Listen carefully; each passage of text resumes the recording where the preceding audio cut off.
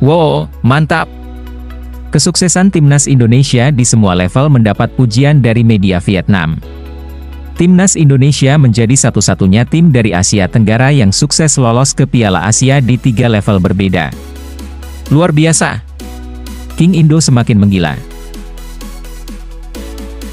Baru-baru ini media asal Vietnam memberi pujian kepada Timnas Indonesia. Timnas Indonesia memang menjadi tim sepak bola paling berkembang di Asia. Hal itu tidak lepas dari kerjasama yang baik antara pelatih dan pemain maupun dukungan yang baik dari federasi yakni PSSI. Ya, di era kepemimpinan Erick Thohir, Timnas Indonesia mengalami kemajuan yang begitu pesat, baik di level senior maupun di kategori kelompok umur. Timnas Indonesia Senior menjadi satu-satunya tim dari Asia Tenggara atau ASEAN yang lolos ke Piala Asia 2027 tanpa jalur kualifikasi. Kemudian di level kelompok umur, Timnas U20 dipastikan lolos ke Piala Asia 2025 dan yang terbaru Timnas U17 Indonesia juga lolos ke Piala Asia 2025. Belum lagi Timnas U23 yang berhasil melaju ke babak semifinal Piala Asia U23 di Qatar beberapa waktu lalu. Keberhasilan Timnas Indonesia itu memancing reaksi dari sejumlah pihak, termasuk publik Vietnam. Salah satunya yakni dari media lokal negara itu, TTAU 247. Media asal Vietnam itu memuji keberhasilan Timnas Indonesia di 3 level kelompok umur yang berbeda mampu lolos ke Piala Asia. Menurut TTAU, Timnas Indonesia menjadi salah satunya tim dari Asia Tenggara yang mencapai level itu. Sementara tim lainnya di Asia Tenggara belum pernah mencapai level itu.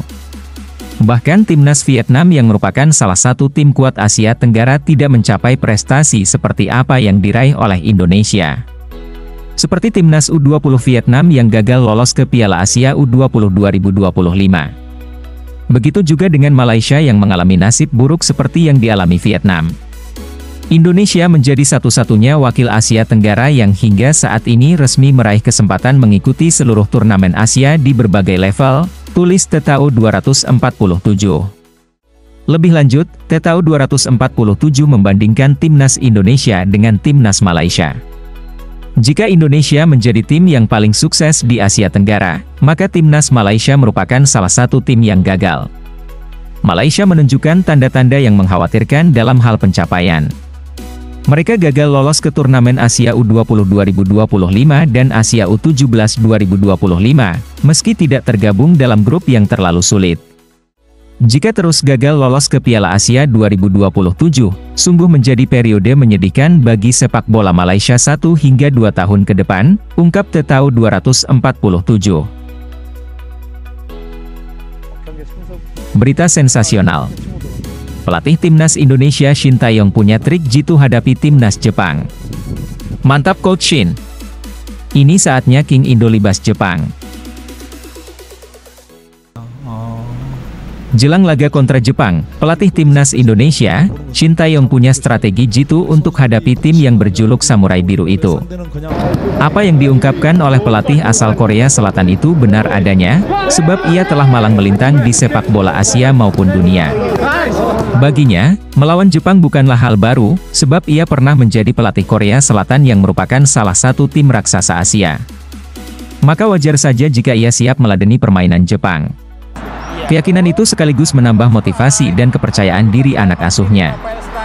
Timnas Indonesia akan menjamu Jepang pada tanggal 15 November mendatang dalam matchday kelima kualifikasi Piala Dunia Zona Asia Grup C di Stadion Utama Gelora Bung Karno, Jakarta. Secara hitung-hitungan, kualitas Timnas Jepang berada jauh di atas Indonesia. Berdasarkan ranking FIFA, Jepang menduduki peringkat ke-15 dunia, sementara Timnas Indonesia berada di ranking ke-130 dunia. Perbedaan peringkat kedua timbak langit dan bumi, maka wajar saja, baik Coach Shin, maupun para pemain mengakui betapa kuatnya Timnas Jepang. Meski begitu, tapi Coach Shin sudah paham betul permainan Jepang, baik saat ia menjadi pelatih, maupun saat masih menjadi pemain, maka wajar saja jika ia tahu cara menghadapi mereka. Jepang memang tim yang sangat sulit untuk ditaklukkan, tetapi saya tahu cara menghadapi mereka sejak saya masih aktif bermain, kata Shin Tae-yong. Sebagai informasi, Timnas Indonesia pernah menghadapi Jepang di babak penyisihan grup di Piala Asia 2023 lalu di Qatar. Tapi pasukan Shin Tae-yong harus mengakui keunggulan Jepang dengan skor 1-3. Meski kalah, tapi secara permainan, timnas Indonesia mampu merepotkan Jepang. Padahal saat itu, timnas Indonesia belum diperkuat oleh sejumlah pemain berkualitas seperti Martin Paes di sektor penjaga gawang, Jay Itzes, Max Hilgers dan Kelvin Verdong hingga Eliano Reinders di lini belakang, kemudian Tom Haye di lini tengah, sementara di lini depan ada Ragnar Oratmangun. Jika melihat materi pemain yang ada saat ini, maka wajar saja jika Coach Shin percaya diri mampu mengatasi kekuatan tim berjuluk Samurai Biru itu. Timnas Indonesia saat ini masih terjebak di urutan kelima klasemen sementara grup C ronde 3 kualifikasi Piala Dunia 2026 zona Asia. Dalam 4 pertandingan yang telah dilakoni, timnas Indonesia mampu mengoleksi 3 poin dari 3 kali imbang dan 1 kali mengalami kekalahan. Skuad Garuda harus bisa memaksimalkan 6 laga tersisa agar bisa menjaga asa menuju Piala Dunia 2026. Shin Tae-yong berjanji akan menargetkan pasukannya finish minimal di posisi ketiga atau 4 agar bisa melaju ke babak berikutnya atau ronde keempat. Apalagi jarak timnas Indonesia terpaut 2 poin dengan rivalnya seperti Australia di urutan kedua klasemen sementara, kemudian Arab Saudi di posisi ketiga, dan Bahrain di posisi keempat. Meski terpaut 2 poin dengan rivalnya, tapi timnas Indonesia akan menghadapi rintangan yang berat, sebab setelah melawan Jepang, Indonesia akan kembali bertanding melawan Arab Saudi 4 hari kemudian, yakni di tanggal 19 November di Stadion Utama Gelora Bung Karno, Jakarta. Kabar baik bagi pecinta sepak bola Indonesia. Penyerang andalan timnas Jepang dikabarkan alami cedera dan terancam absen membela Jepang. Wah, mantap! Kesempatan emas King Indo raih kemenangan lawan Jepang. Pemain depan sekaligus ujung tombak timnas Jepang, Ayase Ueda dikabarkan alami cedera dan absen melawan timnas Indonesia di bulan November mendat pada matchday kelima ronde 3 kualifikasi Piala Dunia 2026 zona Asia. Mesin pencetak gol di timnas Jepang itu mengalami cedera saat membela timnya, yakni Feyenoord kalah dari Ajax lanjutan Eredivisie di Liga Belanda. Ueda disebut cedera hamstring, hingga membuatnya ditarik keluar lapangan di menit akhir babak pertama. Kelihatannya tidak bagus. Dia mengalami cedera hamstring dan mungkin kami akan merindukannya selama beberapa pekan, kata pelatih Feyenoord Brian Priske dikutip dari Telegraph. Ueda merupakan penyerang andalan Jepang yang berlaga di Belanda. Di klubnya, ia dipercaya menjadi starter menggantikan striker utama Santiago Gimenez yang absen karena alami cedera. Cedera yang dialami Ueda ini tentu menjadi kabar baik bagi timnas Indonesia.